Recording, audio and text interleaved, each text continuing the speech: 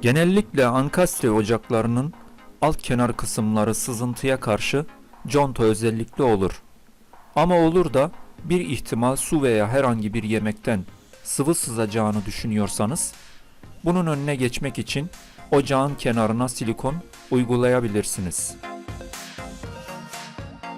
Uygulayacağınız silikonun ocağın kenarında görsellik bakımından simetrik görünmesi oldukça önemlidir.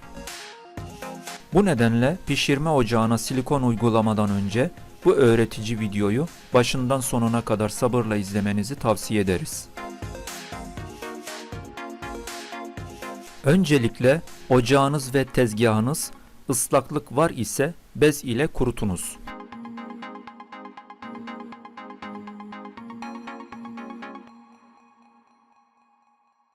Gerekirse kuruttuğunuzdan tam emin olmak için saç kurutma makinesi yardımı ile kurutabilirsiniz.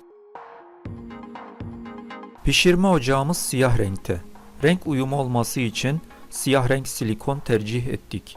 Siz de pişirme ocağınızın rengine göre doğru rengi seçiniz. Silikon tabancası bunun için şart.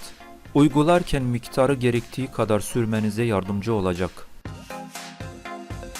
Silikonu sağa sola bulaştırmadan yavaş ve dengeli şekilde yediriniz.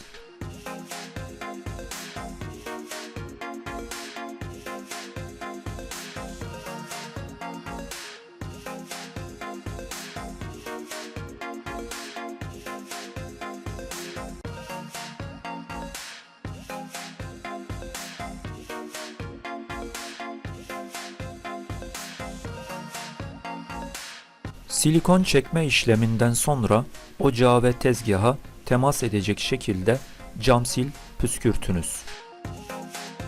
Sürülen silikondaki dalgalığı ve fazlalığı hafif yumuşak plastik kauçuk yardımı ile alıp düzgün ve simetrik hale gelmesini sağlayınız.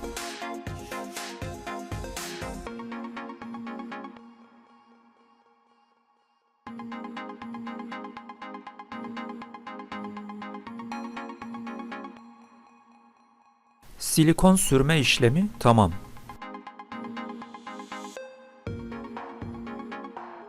Kanala destek için beğeni ve içten yorum yapmayı lütfen unutmayınız. Bir başka çekimde görüşmek üzere.